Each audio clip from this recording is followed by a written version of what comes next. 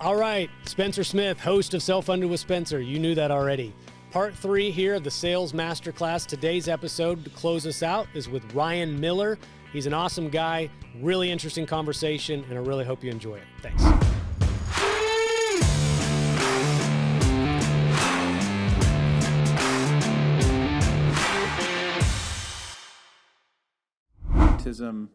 Exposed itself. Oh, that's interesting. Yeah. So I think I have astigmatism in both eyes. Okay. And they told me I wear contacts. I wear those sleep-in contacts for like a month.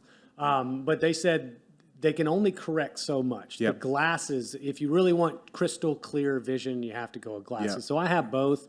But my wife and my daughter are both like, are you ever gonna stop wearing your glasses? We really want you to wear your contacts again. Yeah. Like, okay, duly noted. I'll put on the contacts. Yeah, I really don't lose. I don't lose much. It's not like I don't walk around the whole day and go, man, I wish I had my glasses. Yeah. It's not. Yeah. That See, bad. I don't with that either. It's like really fine print. Sometimes after a long day when I'm tired on my phone or something, like it starts to strain a little bit. So I just normally wear them all day in the office, and that's enough for me. As long as I have them all day in the office, that does good enough for me. Do they have the blue blocker in them too? Okay, yeah. Because I bought a pair of those on Amazon, almost the exact same style you have on right now for $20, but they're not prescription. They're just the blue blocker.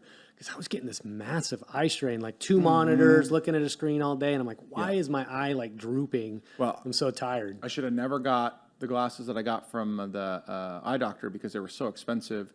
I took my prescription, and these are blenders, which is just like what that means. Yeah, they're a brand, just a brand of glasses. Okay. They're super inexpensive. You can buy sunglasses for anywhere from like $35 to $60, and they have tons of great styles. I've been wearing them forever as sunglasses, and they started doing prescription. I sent my prescription to them, and I bought prescription glasses for $80. Yeah, and it's got the scratch resistant. Blue light in them, everything. I'm like, dude, the ones I bought from the freaking eye doctor were almost $400. Yeah, it just shows you how much markup is in like inscripting a name on the side of the lens. You know, and I Gucci think actually or the prescription in these, I think they got it better. Yeah. They weren't worried about selling you any, branded sunglass frames. No. So I guess we'll if we want, we can keep our discussion of our old man eyes in the podcast, but we're rolling, right, Joe? Yeah, I figured as much, right? So maybe we'll just ingratiate ourselves to our audience with our poor eyesight, being old now. But Ryan, why don't we go ahead and Ryan Miller? Let's go ahead and kick off the podcast. How you doing, man? I'm good, buddy. I'm so pumped to be here. Well, I'm pumped to have you, man. And I feel like I don't know if I should call you Ryan Miller or should I call you the tattooed Ryan Reynolds, right? You're sharing. I have to ask you if you'll share the story real quick with me. When we were having coffee a minute ago, you told me all about it. So what is tattooed Ryan Reynolds? Yeah. So I was in Coeur d'Alene, Idaho a few weeks ago speaking at a pharmacist conference. And I was sitting across the table from this marketing guy, and he was just hyping up TikTok. He's got a pharmacist on TikTok that's got over 1 million followers. The guy's legit. He does this great job. He's like, you need to be there too. And he goes, as a matter of fact, you look like Ryan Reynolds. You should be there. And I've heard that from time to time for probably the last 15 years at different times. I actually don't think it's as, I look as much like him as people say, but I get it a lot from total strangers. It's crazy. Yeah. So anyway, so he goes, you should do that. And you should use that as, and go on TikTok that way. And I'm like, I don't know. And he kept ribbing me for it. I'm like, okay, fine, whatever. He goes, if you do it, it's going to hit. It's going to happen. So I signed up that night. I had already had a TikTok account, just kind of more for fun, but I really didn't do anything with it. Used the, handle tattooed Ryan Reynolds. And I started posting some content, and it did not do anything that quickly. He's like, you're going to get 1,000 followers today. That didn't happen. But we're like 4 weeks removed, and it's gone absolutely bananas. Well, you tell me some of the numbers. And contextually, I'm not a TikToker, so I don't know how these numbers equate. I know TikTok is a platform that virality is, I don't want to say easy to get, but virality is what it's all about, right? Yeah. It's how much can we circulate a video. So give me some context number-wise of what that might equate to on another platform or anything. Virality, from what I've always understood TikTok to be, is either it's a great dance, or something like that, or the ocean spray cranberry guy skateboarding down the street, and he went viral, millions and millions of views. So that was, in my eyes, the way you went viral on TikTok. And I'm a pretty decent dancer. My wife would validate that, but you're not going to catch me doing that, you know? But I started posting content about a week and a half ago that was just near and dear to my heart, which is just this destruction of manhood that we're seeing in the world today and trying to help men reclaim that. I didn't get the audience that I thought I was going to. Instead, I got all of their wives. And it was fascinating to see, to the point where this post that's about a week old has garnered over 400,000 views. I have gone from 110 followers to just about 9,000 in that same week's period of time. I backed that up with some similar content up until just 2 days ago or 3 days ago. I posted one about reasons why men aren't having enough sex with their wives, which is a real topic that we should be talking more about in serious ways, not in joking ways. And I gave them 4 reasons why I wasn't in the past and what I had to do to change. And that one's got over just about 250,000 views in the same period of time. And well, what do you think? So one, it sounds like the guy that suggested you get on TikTok again as Tattooed Ryan Reynolds. He might have been correct. I DM'd him and thanked him. Time frame was a little bit longer than he said it would, but it's safe to say he's correct. But two, what do you think about that content struck a chord? Okay, so the first post, I think what really struck a chord was in large part because of the topic, because I was talking about I believe that married couples need to have their finances together. I don't believe in a separation of lives.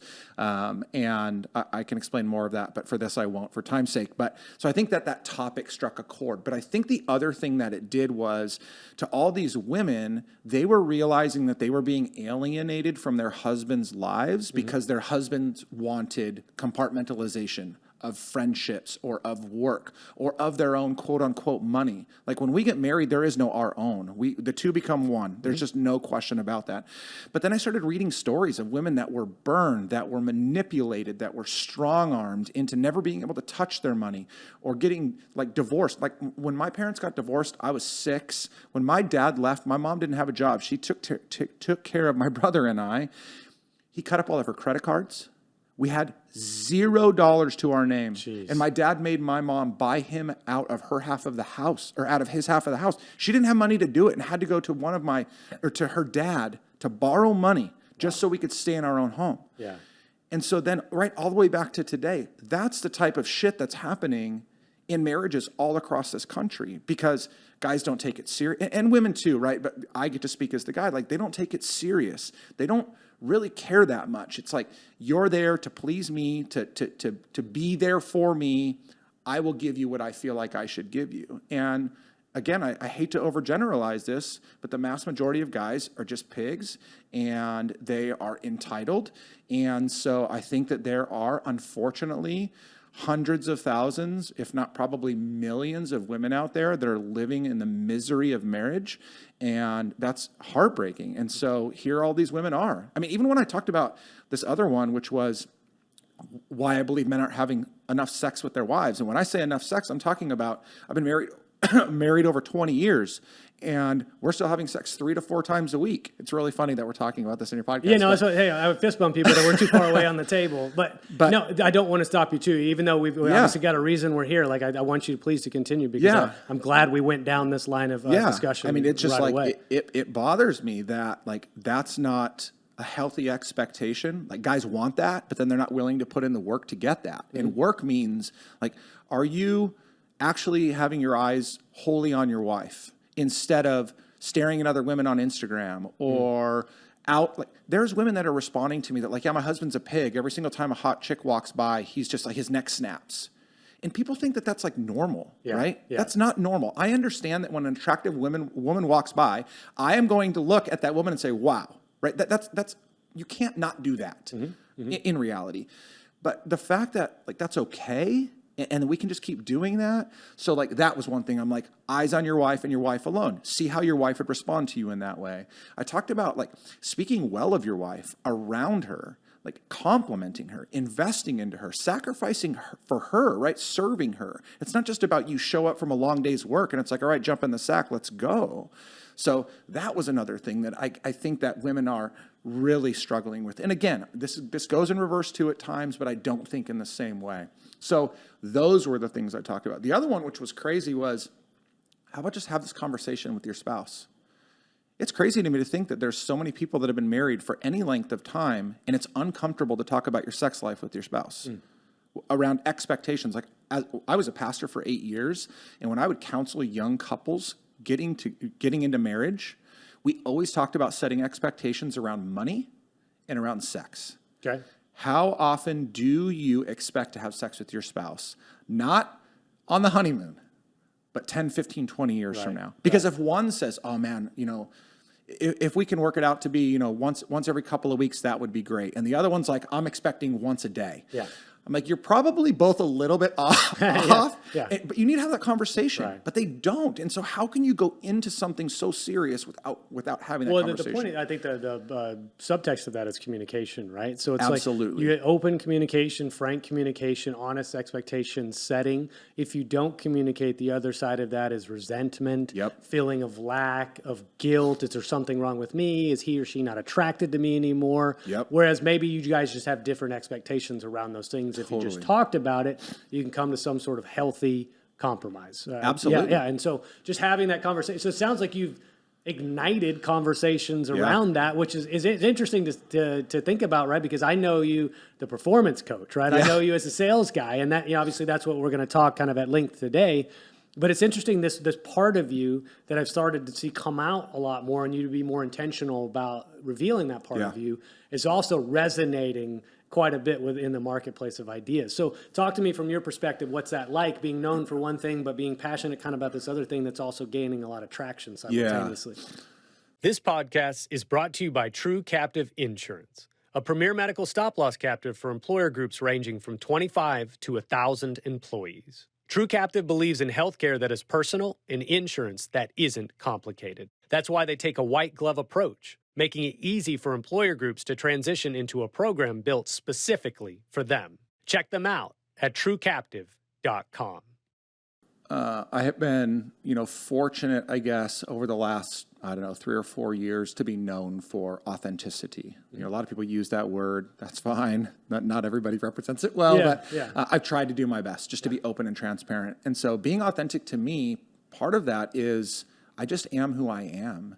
And I can't, obviously there's appropriate times and places to have conversations about certain topics or things. And, when we're on LinkedIn, that's a little bit more business centric. Whereas maybe if I'm on TikTok, I just get to go, have fun and whatever.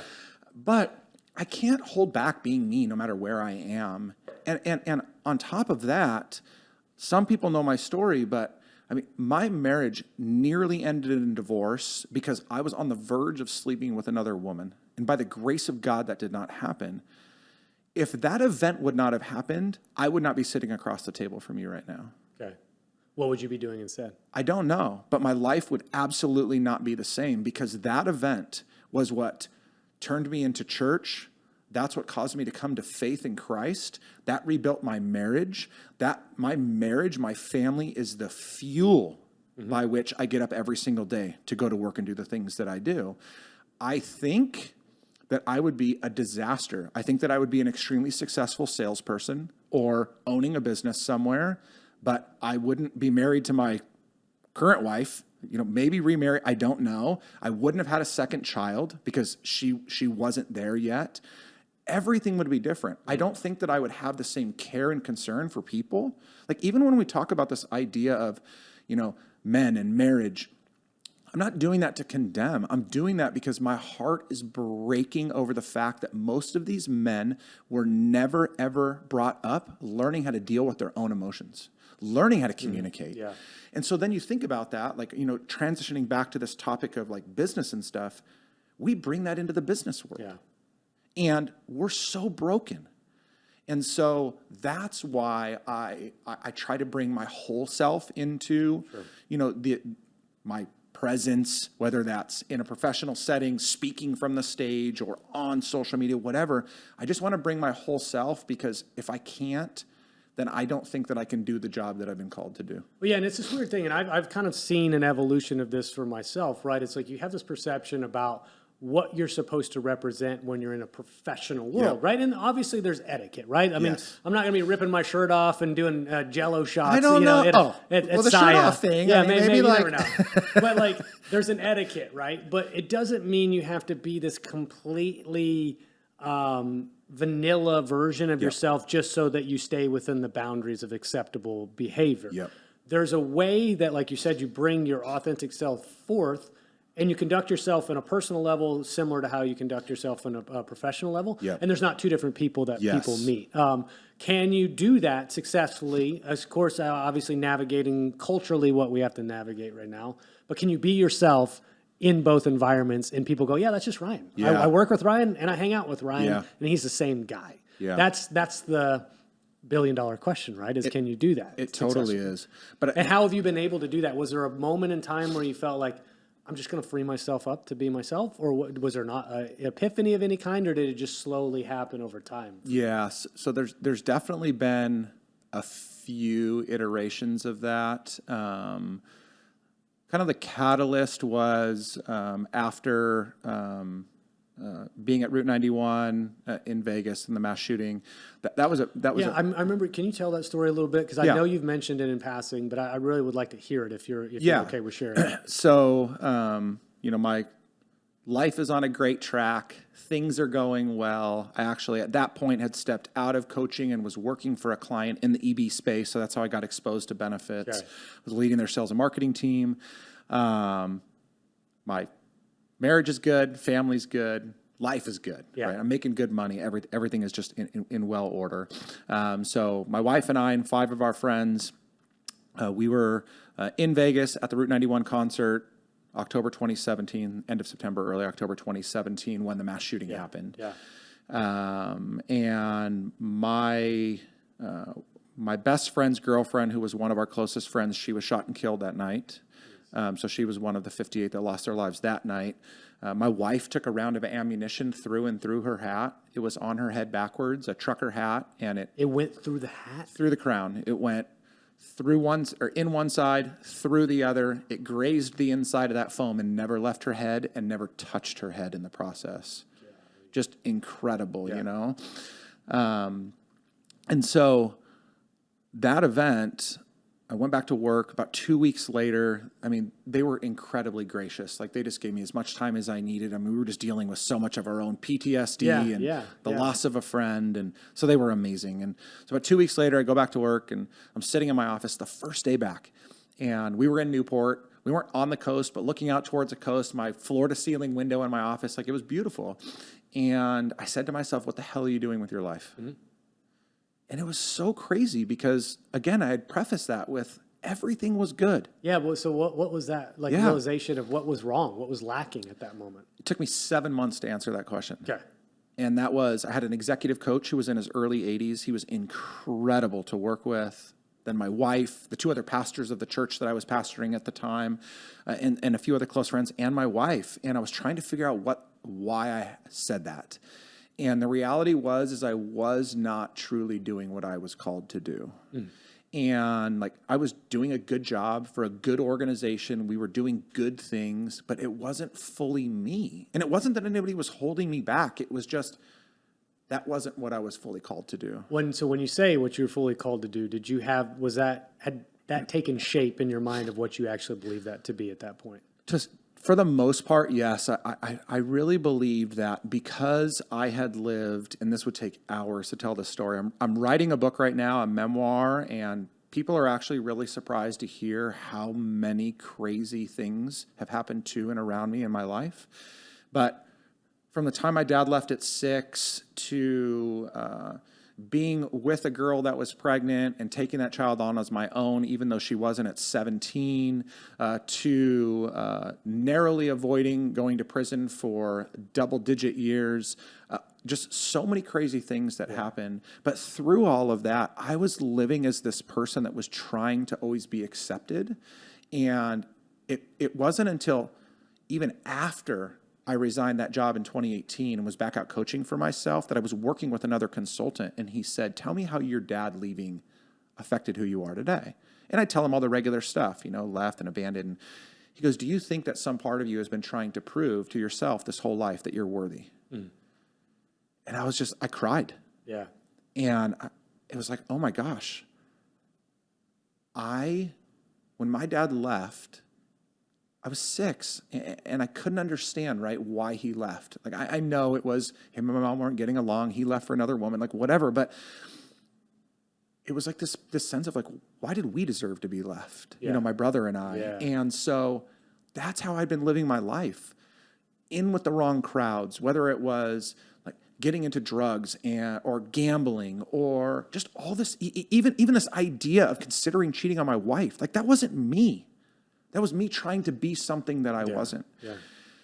And so as I made that transition back out into coaching, and it was still going to be sales focused and helping organizations to generate revenue, I knew that in the midst of that, I had to help people become who they were called to be. We waste we're talking about social media, TikTok, like whatever. By nature, we are being conditioned to be anything but ourselves. Sure. And it's not that people are forcing us into it. It's just, it's attractive. This idea of, I want the success of Spencer on a podcast, or I want the notoriety of whatever. Like, we want those things. And so then we try to replicate their life, their behavior, and we can't. It's impossible. I can take from you and learn and grow, but I need to do it based upon who I am. Yeah. And so that was where that turning point was I'm going to go back out and I'm going to coach again, but this time I'm going to focus on the person. We're going to build process. We're going to build strategy. But if I'm not developing the people in the midst of it, I want no part of it. Well, and you're talking about social media, right? What that does is allows you to create the appearance of a life, right? To create the appearance of success, whether or not it actually is the case, right? Yep. The people that rent a Lamborghini so they can sit in front of it Yes. for a picture because they believe, oh, if I fake it until I make it, then Yep. I'll eventually someday those two worlds will collide and I'll be the thing that I told everybody I was. Well, so one thing to that, Yeah. I just want to interject one please. thing. Like, I 100% agree with you. There's a lot of idiots out there that are trying to live that life. Yeah.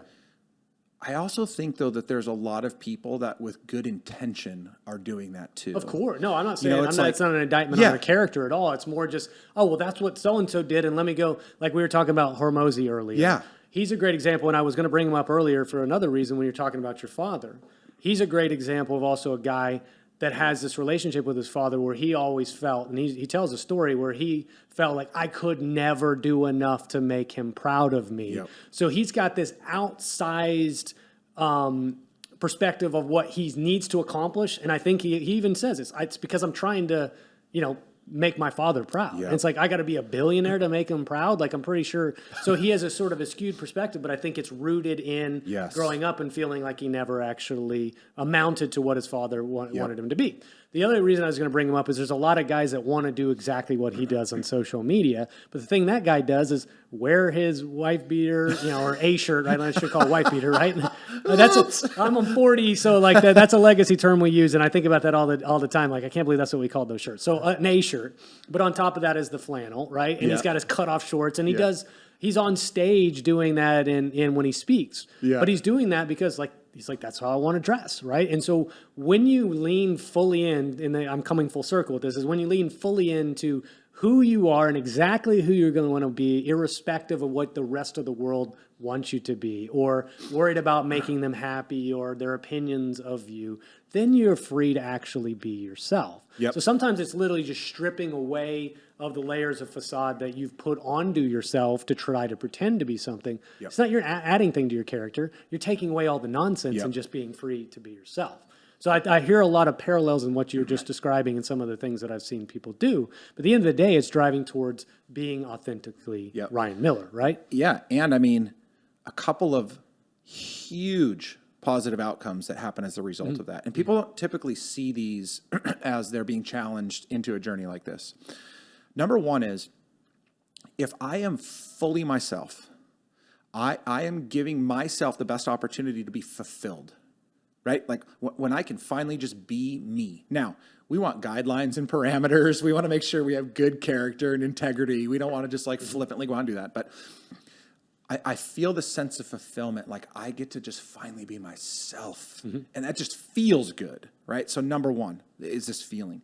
Number two is, if we can hone in on the things that make us uniquely us, we have the greatest chance for success in whatever that may be. That's one of the things that I think people actually miss out on, is they think that by adopting the habits, discipline, skills, traits of whomever else, that's what's going to get them to where they need to go. When in reality, like Goggins talks about this all the time, I'm going to focus on making my strengths as great as I possibly can and trying to make my weaknesses not as weak or as strong as I possibly can. Like that, like talking about sales, like if I figure out how to be the best me, I'm going to crush it in sales. Yeah. Absolutely going to crush it. And on top of that, I'm going to attract the people to me that resonate the most with me. So then I'm bringing the right customers to me.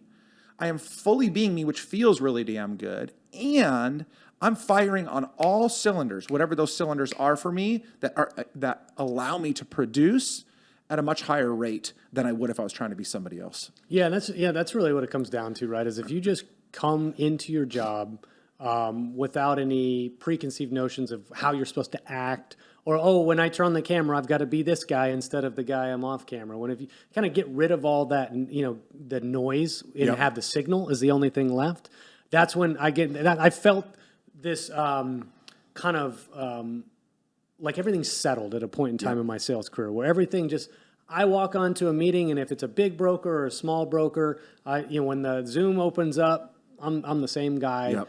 When the camera's off or camera's on, or whoever the audience is. And so if I come into this going, hey, I know more about PlanSite than anybody else in the world. So nobody else is going to be able to understand this platform better than I can. So I know my stuff. I know what I do. And at the end of the day, if I just deliver myself and layer that with what obviously I'm selling, those two things end up kind of settling into this happy marriage, right? And there's nothing to think about. Nothing's forced. It all just kind of comes into this flow state, if you will. But that's the hard place. It's a hard place to get. So now I think we've had our one half of the podcast, Now we'll move into the sales half of the podcast. But I think all that pretext of who you are is shaping how you've been successful and what message you're going to deliver here today around sales. So where did you develop your skill set in the first place? Walk me kind of the early stages of your sales career. So accident. Okay. So I was big in my late teens into street racing.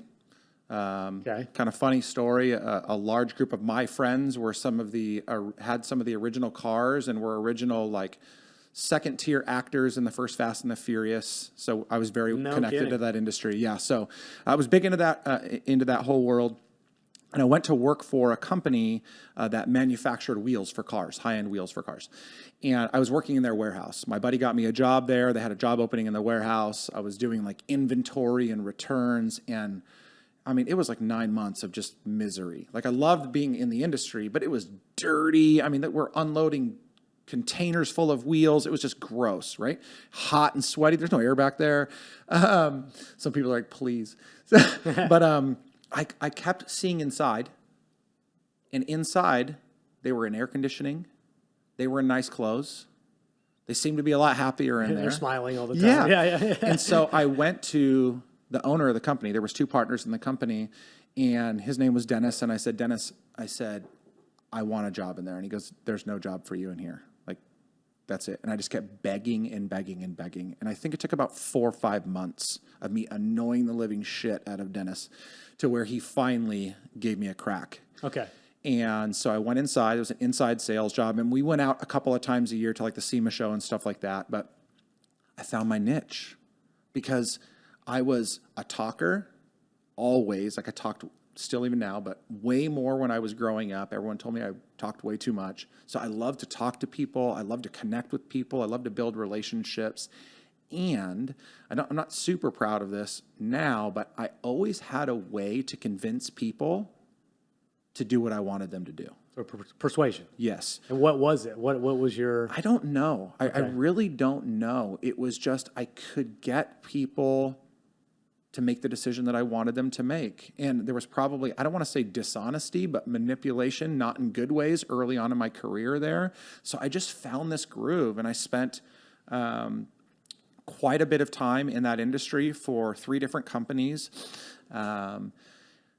I thought I was topping out in that industry. I mean, you couldn't, like, it was hard to make much over $100,000 a year in that industry. This is obviously also early 2000s, so that was kind of a lot of money anyway. I took a short stint. I went to work with a buddy of mine that owned a business in the industry, just a one-man shop. I went to work with him. Great guy, making tons of money, great work ethic. Unfortunately, right after I went to work with him, he went through divorce, and that just fractured a lot. So we made it about a year. From there, my stepdad worked for this company that was printing blueprints or black and white documents for construction companies. So now we're into the early 2000s, 2005, 2006. And so it's the heyday of the housing market. And they are printing blueprints like they're printing money. I mean, they were running 24-hour shifts, 7 days a week. It was so crazy. And their salespeople were killing it. And so I went to my stepdad one day and I said, hey, I want a job. And he's like, no way. Why did he say no way? Well, Why do you think? He said at face value, and I believe this is the primary reason, was that he didn't want any nepotism. And so he didn't want to hire me because he didn't want to show the rest of the team that he was favoring me. Okay. I believe that was the primary reason. But I'm sure there was a little bit in the back of his mind that saw who I was as a late teen, early 20-something, and was maybe a little bit fearful about that person being there too. I got into a lot of trouble, and he was around for a lot of that. So I told him, I said, if you don't hire me, I said, I'm going to go to the CEO and tell the CEO that you're costing him money by not hiring me. Because I knew the CEO because we went to like the company picnics and things like that. And he said, fine, if you want to do it, do it. So I called the CEO on my own. I scheduled a meeting. I went in for an interview with him, and I sat down, and the first thing I said to him was, I said, Chuck, I said, I just want you to know I've been trying to get Tom to hire me for the last however many months. I said, he wouldn't because he's afraid of nepotism. I said, I told him he's costing you money by not hiring me. He goes, all right. He goes, you got a job. He put me in a different region. So my stepdad was over all of Southern California, but based out of Orange County. So he put me out in the Inland Empire region, gave me a signing bonus, which was crazy. And off I went. And for the next 5 years, I was in the top 2 of over 200 salespeople in that company. For the majority of the time, I led a sales team of a region as we were growing. So that was all of the exposure. There, I was being bred to go out and run a division. So I learned how to manage a P&L, what a balance sheet was, how to actually run the operational side of an organization because we had 240 locations across the country or 250. So I learned a lot in terms of leadership on top of the sales as well. Well, did you ever have any formal training? So through that, particularly that 5 years at that organization, we did a couple of different week-long Ziegler trainings, Carnegie trainings. So during that 5-year period, I did that. After I actually got laid off of that company, I was one of their top earning salespeople. And after the crash happened, my boss called me in and cut me loose one day. I went to work for a competitor for a short period of time. And while working for that competitor, I went and did Sandler training. So I had a lot of formal training at different times. But did you find that your natural ability and sort of inclination towards persuasion superseded some of the official trainings, or did that just kind of supplement your skills? This podcast is sponsored by PlanSight. PlanSight is a technology for employee benefits brokers to more efficiently manage their RFP process for any group size, all funding types, and over 20 benefit lines and point solutions. PlanSight is the only end-to-end RFP technology on the market today. Let's modernize your RFP process together. Check us out at plansight.com. Yeah, I think that I ignorantly thought that to be successful in sales, you had to be an extrovert. That was, the wheeler dealer, always be closing. I thought the same thing. Yeah. Wolf of Wall Street, Gordon Gekko, like whatever, like all those kinds of people, not Gordon Gekko, but like all those types of people. I've learned later that it's far different than that. So I thought that was what was carrying me, and I was good. So I was selling a lot and setting records and making good money. So unfortunately, my success blinded just how much I needed more training. I took the training seriously and I learned structure and skill behind what I was doing, but it was just kind of a supplementation instead of taking it seriously. Okay. So much so that during the time that I worked for that large company, we had a new CEO come in, and one day he came to me and he said, "Hey," he said, you need a mentor." And I laughed in his face. Really? Legit, I laughed. Yeah. I laughed and I said, "Roger," I said, "you're kidding me, right?" I said, "Have you seen my numbers?" Just like that, to the CEO. And that was it. I didn't take a mentor.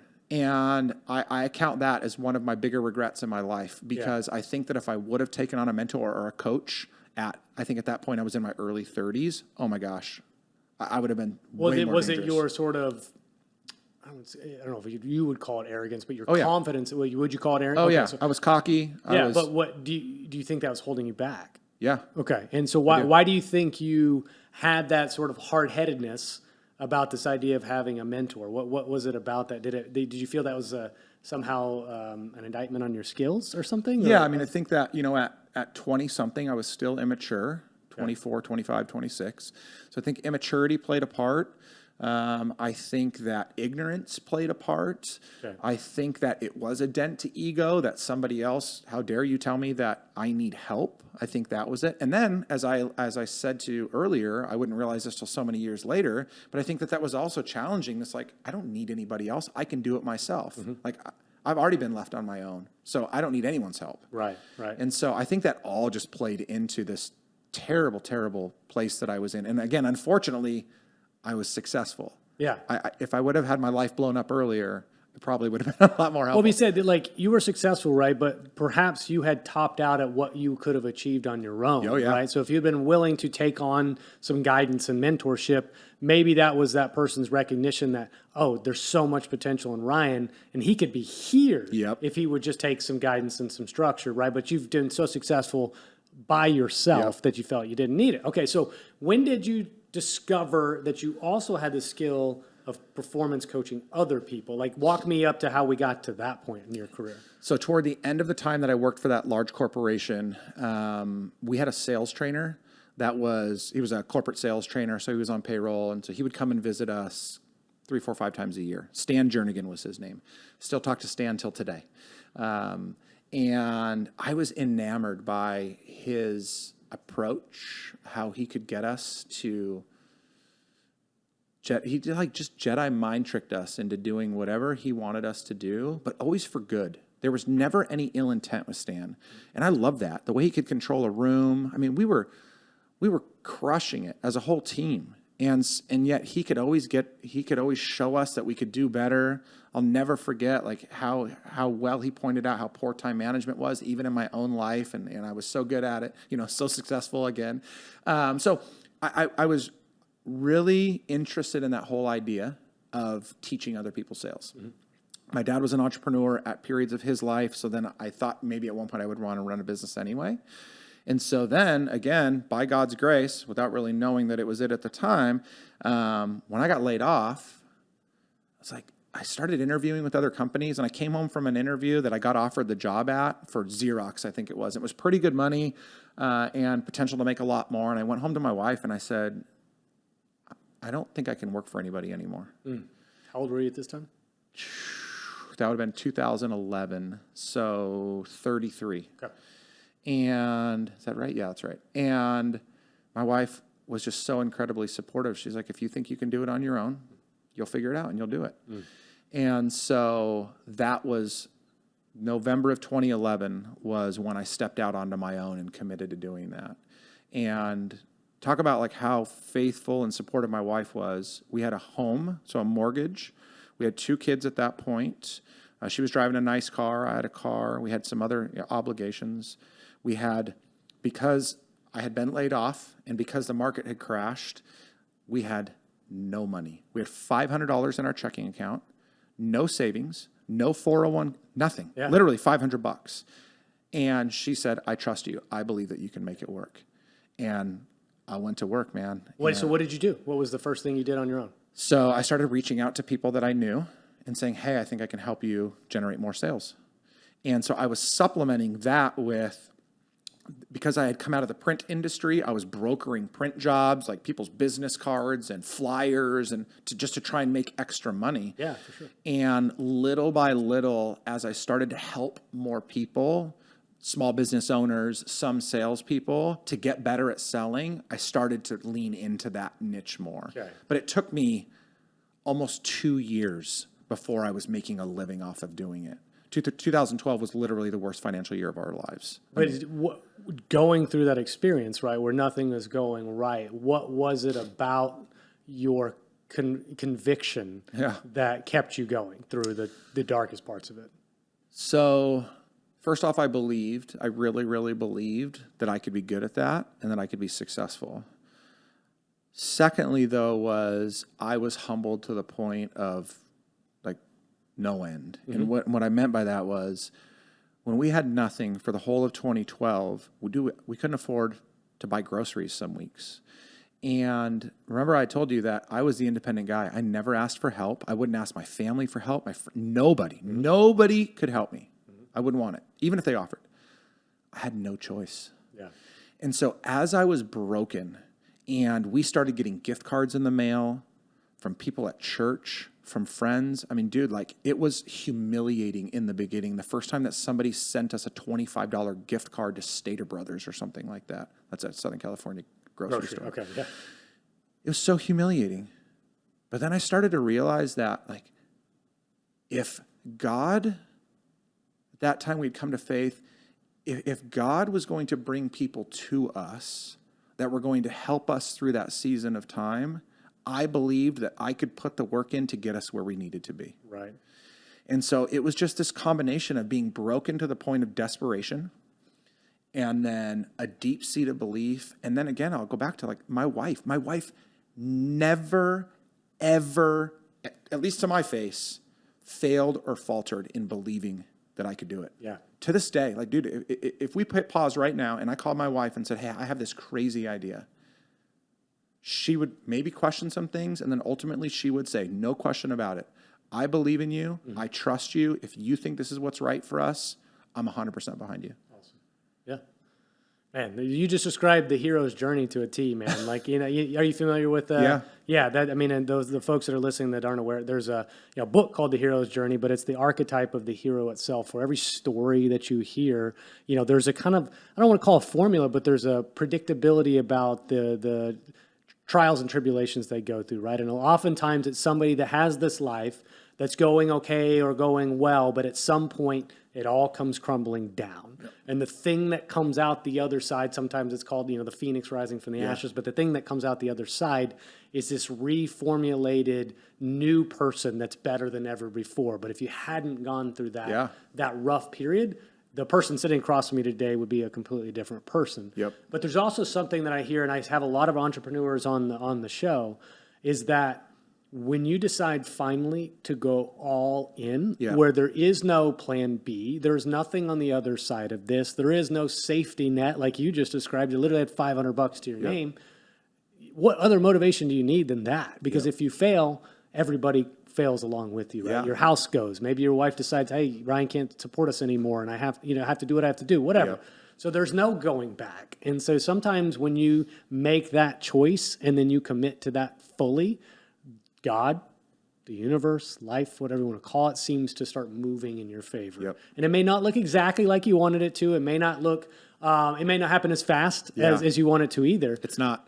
but it's not. And it probably never is. But it will happen. That's the thing, right? And you just have to have faith, right? And maybe even your first business fails, but all of a sudden you discover, well, you know what? Out of that, I realize I have a knack at doing this, and this is actually what I should be doing on the other side of it. But until you go all in, you don't know. Yeah. Right? Yeah, I mean, that's even, today, right now, I mean, I shared with you offline before this that, 2018, when I went back out into business for myself, that was the most money I'd ever made in my life. 2019 surpassed that. 2020 during the pandemic surpassed that. 2021 surpassed that. I mean, and I'm not like making seven figures, but I was just making good, healthy money. And then 2022 hit. And because of some work that I've invested into for long-term projects, I did get to this place a couple of times this year where I was like, I'm so frustrated. I'm still making decent money. My family's all provided for. Things are good, but I just didn't feel like I was making the progress that I needed to be making. And again, some of that was outside competition, you know, just coming into my head, but then it was a lot of my own belief. And every time that I have taken a step back and been like, okay, what if this isn't it? What if this has been a season and there's something else? Mm-hmm. Whether it's praying to God and not audibly hearing his voice, but feeling it in my heart, or talking to people that are close to me that have been a part of some significant part of this journey, my wife, every single thing convicts me to jump back in and just keep going. Sure. And so I'm telling you right now, like, I have tried to pull the ripcord a dozen times in the last 10 years, for sure.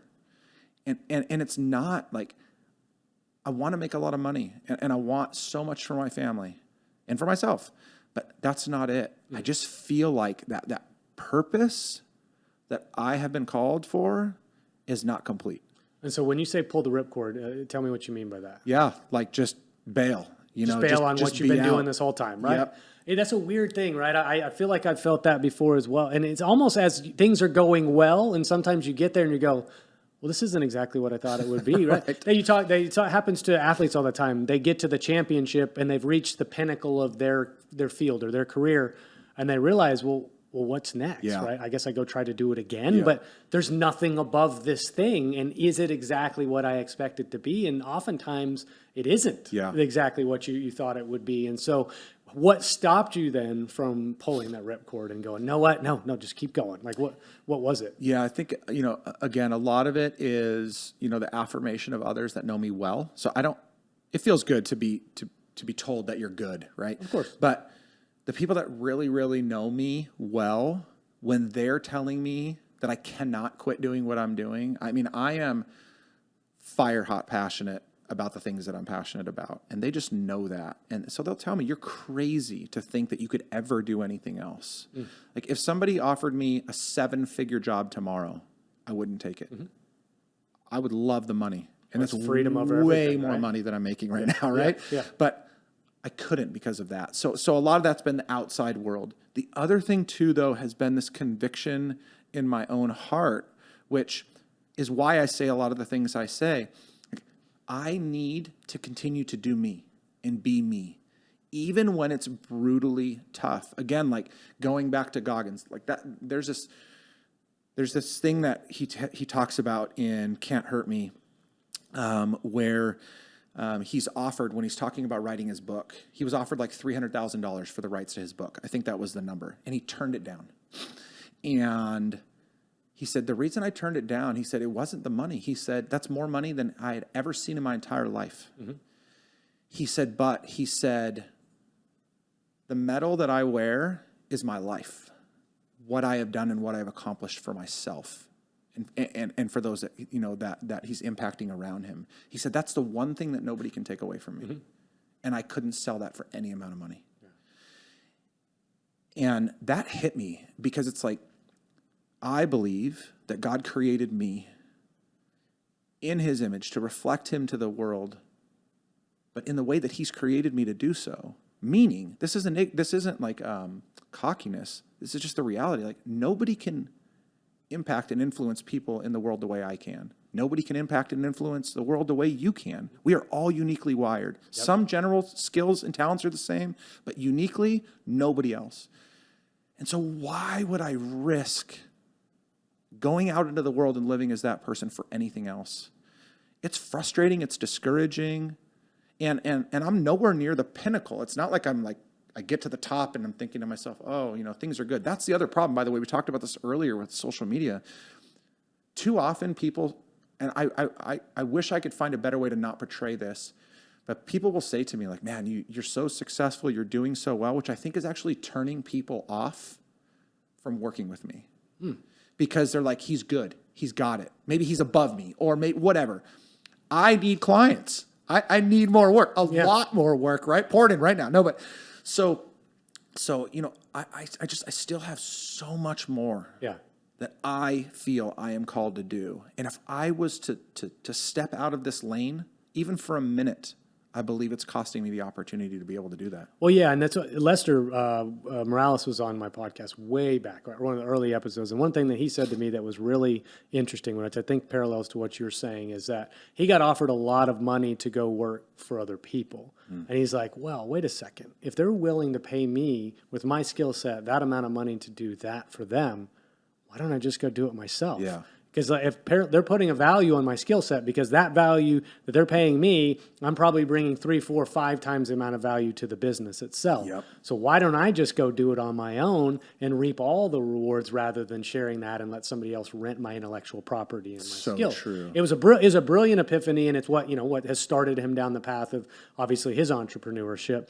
But I love when I see connection points between people I know, people I like, people that are successful, and you go, oh, that's a similarity. Yeah. That's a commonality among successful entrepreneurs is that type of mindset. I also like, kind of bringing it back to sales a little bit. There's an artistry in sales. Yes. There's technical execution, there's process, there's soft skills and an artistry. And I like that you can combine the two, because sometimes you look at a salesperson and you go, why is that person successful? Some of it's intangible. Some of it's these soft skills and interpersonal skills that you can't quite quantify. It's not that they made 100 calls. It's that person knows how to get in the door and has a high success rate of closing because they're persuasive. Yes. It's things that you can't quite grasp. And it's like, it's because he or she does that. It's like, Yep. some of that is just them, right? Like that's that authenticity of the person themselves that totally. you cannot fully replicate. But one of the things I do want to talk about with you, Ryan, is I know you are a process person. Yeah. You know how to technically execute on the things that a salesperson needs to do. So talk me through some of the processes that have helped you build what you've built. Yeah, so I try to practice what I preach from a sales perspective. And so it's been really important for me to create a good identity in the marketplace. I think that we're starting to see a good resurgence of that right now, which has been great, right? Well, a lot of times we hear this word personal branding, but I think that that's been really good. So I think presence is extremely important, so long as we're reflecting the right image of who we want people to see us as, because that in the long term is ultimately what's going to get the most people to buy from us. Is if we consistently portray that image, people that are attracted to that person are going to want to be in our world. And so that will attract people to us. So long term, again, like you think of people that are influential in this world. You talk about Hormozy earlier, right, on Instagram, or he's YouTube too. We're giving that guy, I'm not saying a lot of free publicity, but we're If giving you are him listening right now, yeah. send us some money. No, but you either love him or you don't. Yeah. And so you're just attracted to, like, he pops up on your Instagram feed, you're just going to want to listen. Goggins is the same way. And I don't agree with everything that Goggins says or does to his own body. Yeah. But I love just his persona overall. So that's important, right? We're attracted to that first. So I've spent a lot of time honing that skill for myself. Okay. Understanding who I am, which, by the way, it still surprises me that so few people can actually answer the questions of who are you and what is your purpose. Yeah. That's wild to me. I know those are very deep questions, ideological, theological questions at times, but it's extremely important. So that's big for me, is creating that foundation. From there, then, you have to have consistent habits of putting yourself out there, engaging in prospecting relationships. And this is where the rubber meets the road. It's somewhat easy to create an identity for people to see. Once we get in front of somebody, it's not that hard to practice our skill of closing the deal or showing off our, products and services and why we're good. But that in between, engaging with and staying engaged with prospects, that's where most salespeople lose. Okay. And that's where most organizations are losing right now, is they don't have a good process in place to reach out. So this is kind of funny. If you've ever been through any one of my group coaching cohorts, or if you've coached with me one-on-one, you know this term. So I created something called the 21-day prospect pursuit. And anybody wants it, you can find a way to get a hold of me, and I'll be happy to send it to you. But it's 7 outreaches. Sometimes we'll go to 8 in a 21-day period of time. Okay. And that's a combination of phone, email, social, and snail mail, as well as in person if you can get that. The goal in that 21 days is to get people to tell you yes or no. That's it. So yes would be, yes, I agree to an in-person meeting so we can sit down and have a proper introduction or a discovery of some kind if we're going to go that deep. Or no. Like, tell me no. Yeah. The problem is most, if I have a list of prospects together, salespeople do, most of them are in this ambiguity with them. Well, I know who they are. I've reached out to them. I'm like, but what? Well, I don't want to bother them. Like, they're probably not even looking at your stuff. Have you actually even tried? So the biggest pushback I get when I introduce that into my clients is that's way too much too fast. And yet every single one of them that does that effectively has never, ever, ever that I've heard had somebody tell them that you were too much. Okay. They may have been told no, but they've never told them that this was too much. Yeah. And so that process or something similar to that is so important. And then inside of that, what are you saying? It's not, hey, I'm reaching out. Just following up. Yeah. Oh, gosh. I mean, those are the worst. Yeah, yeah. And so how do you build a relationship and add real value, a term that's been bastardized so much, in recent years, but how do you add real value into that relationship to convince them that you are a human being worth having a conversation with? Yeah. So I want to add to that if you don't mind, because I've experienced it from my own end. What we both do with the podcast, right, or what we both do with content online, you get an opportunity to position who you are to a lot of people, right? And you never know who's actually going to see it. But kind of in that 21-day prospecting process, some of that is being done for me by just positioning who I am and what I stand for and my value system and the things I talk about, where I get yeses or nos sort of indirectly because of that. Because I have people that come to me eventually because, I love the podcast. Oh, you taught me this. You helped me get a job. I've heard things like that. And it's like, then I clicked on the PlanSite website on your LinkedIn. Then I realized, that actually may help us. Yes. Then I come to you. The answer is already yes by the time I've got the demo scheduled. Yep. Literally, they asked me for the demo. It doesn't always happen that way, but that's happened quite a few times. So that prospecting process sort of has a layer of exponential awareness, as Andy calls it, on top of it, where you're getting to the yeses and the nos, because the nos are just people that don't engage with my content ever, right? The yeses are people that regularly engage, and then I go, so-and-so for the last 7 posts has been the top comment on the post. I probably should talk to that person at this point. And then it's a yes as soon as... So you kind of... I don't want to say you replace your process, but that does augment some of that prospecting, and I think that salespeople need to look at it, or organizations need to look at it really in 3 kind of domains when we think of creating prospecting opportunities. So the first one is cold. Yeah. And I do think that there's still a place for the right type of cold outreach. Yep. Absolutely. So that's there. So that's where that 21-day prospecting pursuit was birthed, out of that. Okay. Second, though, to that is what you kind of touched on, which is the long game.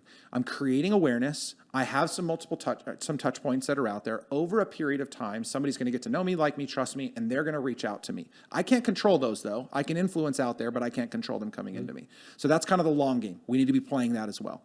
And then the third one, which we have now layered the 21-day prospecting pursuit on top of as well, is referrals from centers of influence and clients. And again, this is one that exposes, in a good way, though it hurts them in the beginning, exposes just how few good relationships salespeople have with their clients and with centers of influence. Okay. So, but the referral, that's got to be the highest sort of conversion rate, right? When you get a referral. It absolutely is, but I'm even a little bit unconventional here. Okay. So when I teach them to ask for referrals, I'm typically not asking them. So when it's with our clients and we have a good relationship with them, then I'm going to pick up the phone. I'm going to ask my client for a referral to somebody else like them or somebody specific. But more often than not, what I'm trying to do is create a spider web.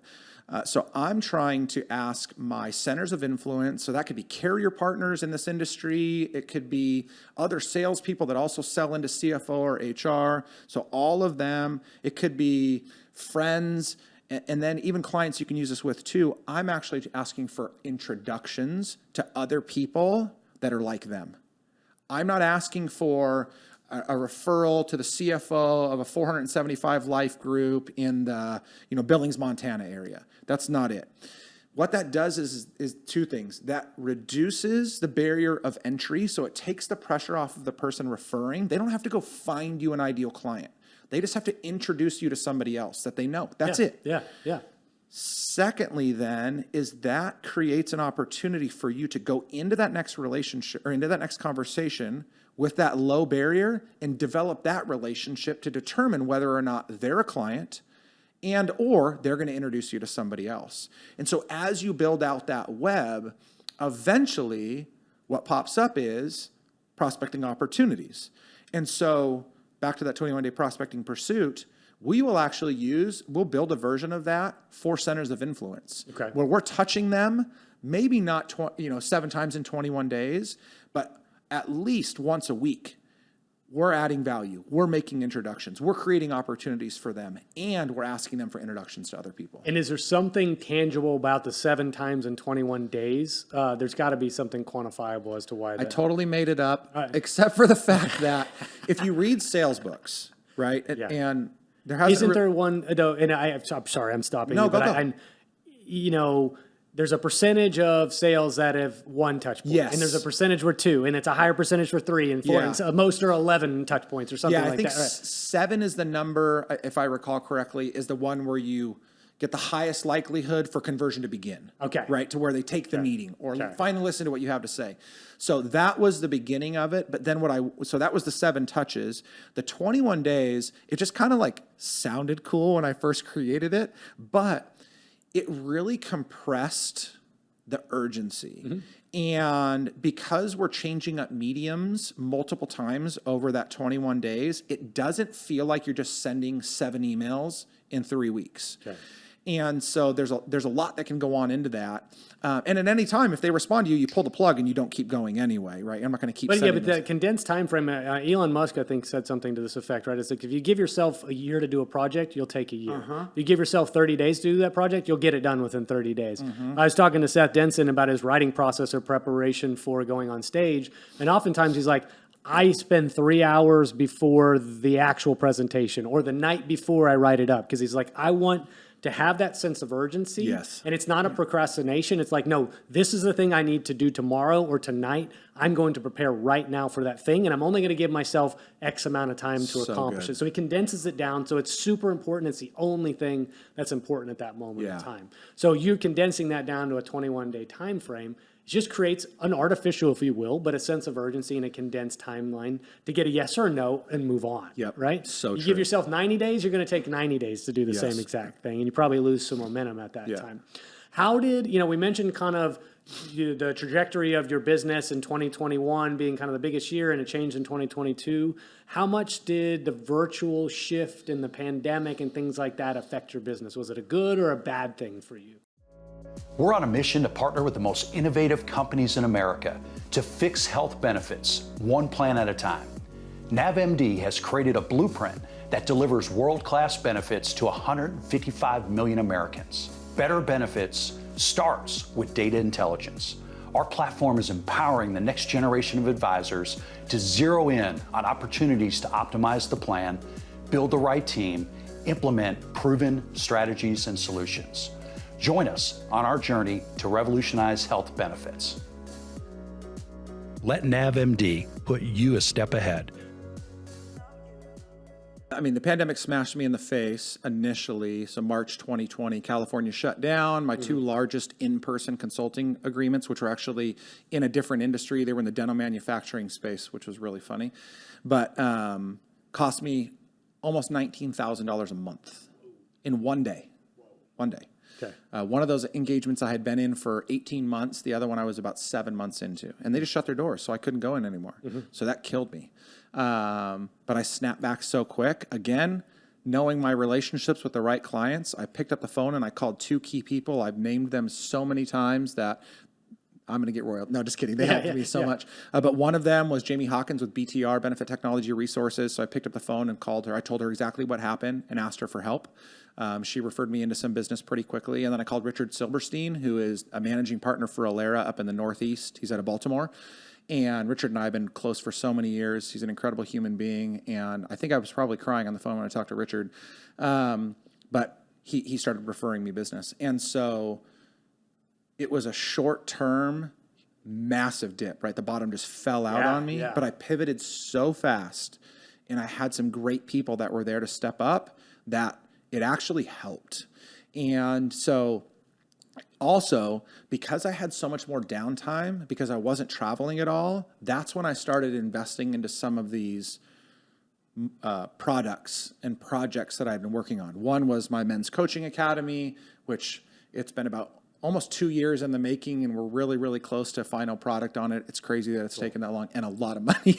And then the other one, which I'd shared with you offline, and actually this one has just kind of finally baked itself out over the last, even just till yesterday, but is the SOS, the sales operator system.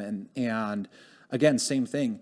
If I would have been running at the pace I was in 2019, I would have never had the headspace to do this. Makes sense. I'd have been generating revenue, and so that'd have been fine, and I just wouldn't have had the downtime, so I wouldn't have even bothered. Yeah.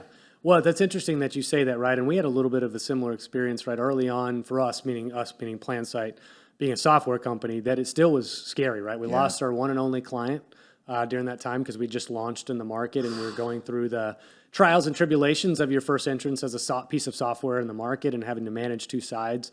And then also the pandemic happened simultaneously, and we're like, well, how do we go out and sell? How do we get in front of brokers? But what it actually did for us in the long term was reiterate the value of having the ability to collaborate in a virtual environment, software that would facilitate that or foster that collaboration, both broker and carrier side, and be able to do it in a cloud-based piece of software. I can log in anywhere in the United States and be able to do that. So long term, it helped. Short term, like you just said, super scary and painful and dark for a while, almost a ripcord moment like you were talking about earlier.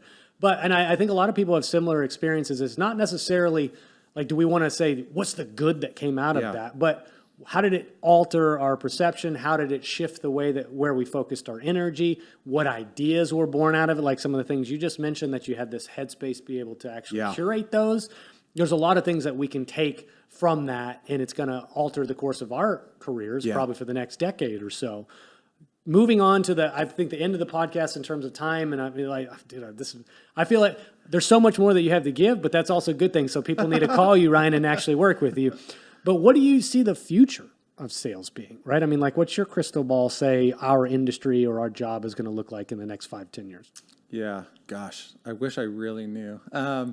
So I have some thoughts. So one is, I'll speak more specifically to the EB space, because obviously I'm sure that's where, a large percentage of the people are going to be listening will hear this. So the pandemic exposed, I think, something, and please, I love you enough to say this to you. I don't mean this to hurt people, but like, it exposed the fact that people weren't really as good as they thought they were. For the last 10, 11, 12 years, premiums have increased approximately 300%. Now, we haven't retained 100% of our clients over that period of time, but for every client that you've retained, you've gotten a 300% raise in 10 years. That's incredible. Pretty good. Right? That doesn't mean that you didn't do your job well. It doesn't mean that you weren't a great consultant. That just means that you did not have to generate revenue at the pace that most businesses had to over that same period of time. That also created a sense in all of us of laziness. Because business was naturally growing, we didn't have to work as hard to grow it. The pandemic punched us right in the face. All of a sudden, the bottom dropped out. We had long forgotten the 2008 recession.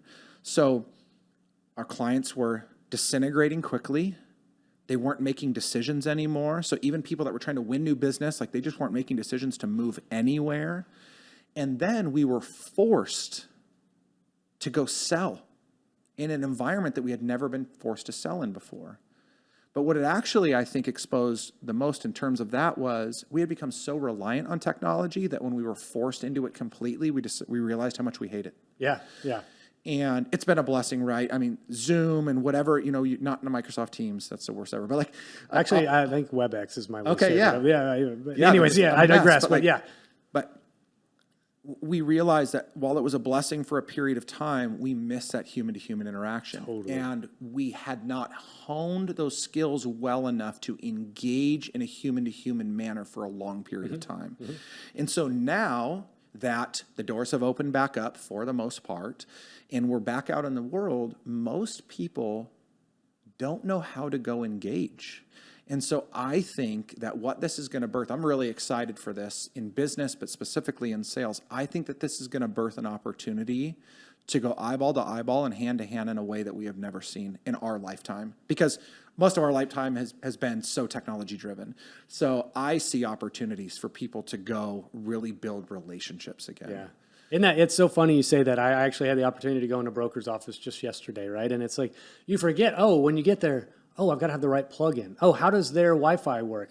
What does it take to get connected to the TV? It's like, you take for granted, I open up Zoom and it works, right? Yeah. And I'm ready to go. And so you almost forget how to operate in the real world, things that we used to do, right, that you sort of planned or expected for. You forget some of those things, like, the technical thing of the plug might prevent me from being able to have a good presentation. Like, those nightmares. Yeah, that's a completely different problem. But I think what it speaks to is there's an excitement for me about getting back out and sitting knee to knee, is the way I like to position it. But the ability to sit across from you or somebody over here, talk to them, engage with them, read the room, listen, pick up nonverbal communication cues and things like that. Yeah. Those are the layers that are missing over a screen that I crave to know, because it lets you know, what are they thinking about what I'm saying? Do I have real engagement? If somebody shuts off their camera or turns off their microphone and I have a black screen and little muted microphone, literally have no idea if they're eating a sandwich on the other side of that. But you could also think about that. The audacity, would you ever do that in front of another person? Way. Like the things that people will do virtually that they would never do in person. So I hope you're right, and I think you're right. We'll have a pendulum swing back. There's always going to be a layer of virtual on top of it. Yeah. But I think people, Scott Smith talks about this with True Network Advisors. Like he's so big on conference events and in person and creating the best possible collaborative environment for people. It's because people want it so badly. That was like, when we were in Phoenix. Yes, yeah. For the ePowered event. It was a great conference, man. And part of it was, that was the first kind of coming back together party for so many people, definitely. But you just saw that richness that we all so deeply desired. Yeah. So it was the right place at the right time. They did a great job. So I think, that's so big. And I think the other thing that's really important is, and this is something that I'm having to remind myself of, is, back to 2000, 8 or 9, when I laughed in my CEO's face when he told me that I needed a mentor. I think I'm trying to consistently remind myself, which I told you I'm in a hunt for a new coach right now for myself, but also I want to remind everybody else, is this has exposed chinks in your armor. Mm-hmm. This has exposed deficiencies in your sales acumen, and admit it, address it, and get to work on it as quick as humanly possible, because there are people out there that are going to work harder, that are going to outpace you and are going to beat you. Mm-hmm. Don't let that happen by just ignorantly standing back and saying, I'm good enough, I don't need that. When it's the adaptability to your environment. I resisted Zoom for the first probably 60 days of going, this is not going to be for real, and we'll go back to normalcy. And I'm like, oh, wait, we're not going back to normalcy. So I better figure this out or I'm going to lose, right? And so even if I was reluctant at first, a little bit of a later adopter, I eventually went all in, and I'm like, I'm going to master how to do it right here looking at a screen, right? And so you have to adapt. So leading into my last question, and let's leave it here, closing thoughts, whether you wanted to just wrap up the show or advice to a salesperson or a young salesperson, I'll leave the floor open to you. How do you want to actually close this particular episode? Man, we talked about so many things that are just so good. We're well over an hour, aren't we, Joe? I mean, this has got to be hour 10, hour and 15. It's been a great episode, man. So I think that what I want people to hear more than anything is you have an opportunity to live the most incredible life. And I don't mean that in some pie-in-the-sky way. I truly believe that every single one of us has this opportunity to be successful. And that just success, right? To achieve a purpose that we've set out to achieve. Don't waste your life trying to achieve somebody else's success or somebody else's purpose. Figure out your own and go do that. And that's going to create the fulfillment you desire. It is going to create that sense of freedom that I think is so important for us all to have. And it's going to make you really damn good at your job, if that's what you're called to do. And so that to me is the most important, is figure that out and go live that. It's going to be hard work. There's no easiness to this life. Even when you love it, you're going to have to work your ass off, but it is so worth it to go live that life. I'm not going to say anything else after that, man. Ryan, that was a perfect way to end the show, and that may be the way I actually start the show as well. That was beautiful. So thanks for coming down here. I really appreciate you traveling down. I know you had other reasons to be here, but I'm glad you were able to work it into your schedule, and it's been a pleasure to sit with you, man. It's good, man. Thank you so much. I love it. Likewise. Bye.